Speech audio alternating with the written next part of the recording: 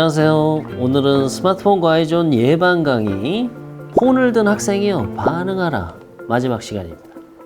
네, 지난번에는 대인관계와 친밀감에 대해서 알아봤습니다. 그런데 제가 생각했을 때는 분명 나는 친밀함이든지 대인관계든지 관심 없고 난 스마트폰이 좋아. 내가 왜 노력해야 돼? 이렇게 생각하셨던 분들도 있으실 것 같은데요.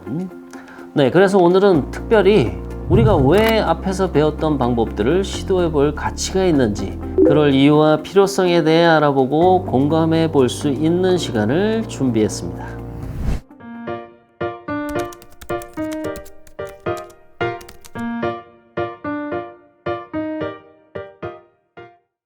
여러분, 메타버스 시대가 도래했다고 하지만 스마트폰 속의 세상은 믿지 않거나 내가 찾지 않으면 사라지는 세상입니다.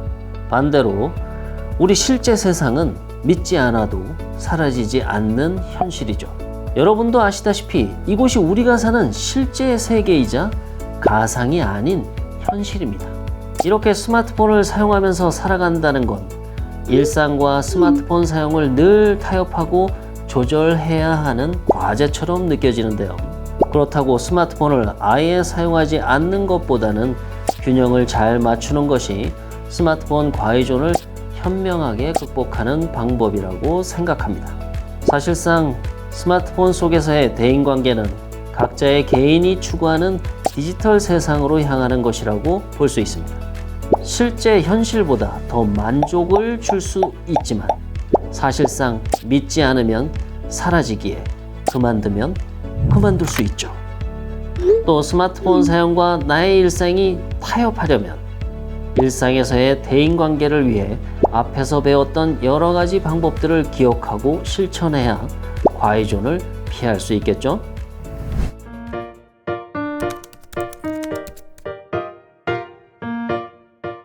그럼 우리 스마트폰을 현명하게 사용하기 위해 현실과 스마트폰 사용의 타협점을 찾아보는 시간 가져볼까요? 대학생활 중에서 예를 들어 보겠습니다. 교수님이 수업 도중에 거기 학생, 제가 강의하는데 뭘 하고 계시나요? 폰을 보고 계신가요? 제가 조금 전에 인터넷 중독, 스마트폰 중독은 요새 무엇이라는 용어로 설명된다고 했죠? 말씀해 보세요. 이때 학생이 정답을 말하면 과의존이라고 평가할 수 있을까요? 아니죠. 과의존이라기보다는 살짝 예의가 부족한 학생이겠죠. 이러한 상황이 우리가 한 번쯤 생각해 봐야 할 스마트폰 사용과 현실과의 타협점 같은데요. 현실은 대학생들의 스마트폰 사용을 수업 중에는 아예 못하게 막을 수는 없다는 것이고, 이에 대한 타협점으로 어느 정도 스스로 조절해가며 수업에도 집중을 해야 한다는 것이죠. 교수님은 어떨까요? 학생이 스마트폰을 하면서도 수업을 잘 들었군 하고 쿨하게 넘어가실까요? 교수님이 대인배면 다행이겠지만 아마 사람이면 모두 비슷한 기분을 느낄 겁니다. 스마트폰을 사용했던 학생에 대한 불쾌감이 남을 확률이 높죠. 이것도 관계의 문제를 야기할 수 있습니다. 대학생이 고등학생도 아니고 스마트폰을 수거한다고 해서 수업 분위기가 좋아지겠어요? 그런 교수와 대학생들의 목소리도 있다고 하는데요. 이처럼 질문의 답만 잘했다고 해서 수업 중 스마트폰 사용이 묵인될 수는 없습니다.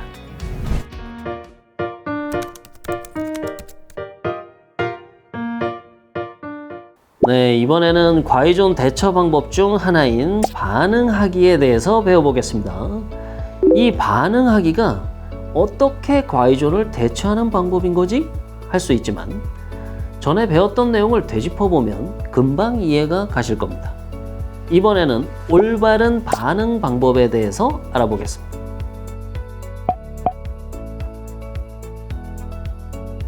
다중작업, 멀티태스킹은 스마트폰을 사용하면서도 다른 작업을 함께 수행하는 것을 말하는데요.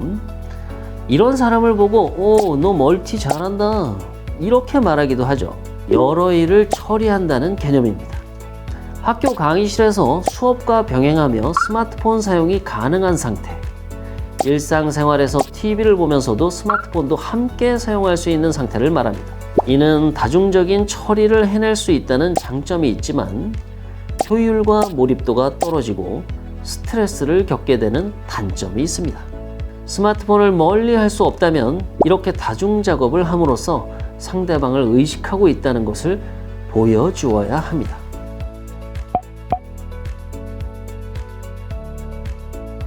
퀴즈. 다른 연기자의 대사나 행동의 반사적인 작용으로 나타나는 연기를 뭐라고 할까요? 맞습니다. 리액션이라고 하죠. 일상생활에서 스마트폰 사용 중에도 이런 반응을 주고받는 것이 가능하다면 대인관계에서 큰 문제가 생길 가능성이 줄어들게 되겠죠. 다만 스마트폰을 사용하다 보면 반응은 지연되거나 생략되거나 자극을 감지하지 못한 채 넘어갈 수도 있습니다. 그렇게 본의 아니게 성의 없는 반응을 보이게 되면 대인관계에 부정적인 영향을 줄 수 있겠죠. 본인이 스마트폰을 사용하면서 주변인에게 비교적 약화된 반응을 보였다면 상대에게 불쾌감을 전했을 가능성이 크다는 것을 인지하고 바로잡을 필요가 있습니다. 표면적으로 봤을 때는 괜찮아 보이고 본인은 그걸 신경 쓰지 않는다고 하더라도 은연중에 상대의 불쾌감은 누적될 수 있기 때문이죠.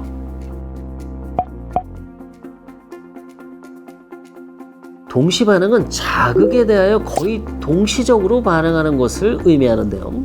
시간의 전후라기보다 동시적으로 일어나는 것이므로 습관화되어 있어야 애쓰지 않아도 실천이 되는 편안한 상태의 반응입니다.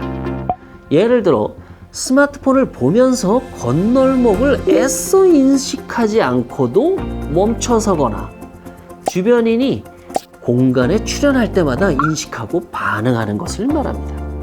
스마트폰을 사용하면서도 동시 반응 능력이 발휘될 수 있다는 것은 스마트폰을 사용하기 전부터 일상의 자동적인 습관을 익힌 경우에 가능한데요. 폰을 보며 거실에 있어도 가족이 귀가할 때 바로바로 인사로 반응하는 행위도 포함됩니다. 또한 자신에게 관심을 보이지 않는 주변인에게조차 폰을 사용하면서도 관심을 먼저 보이는 행위 등도 마찬가지입니다.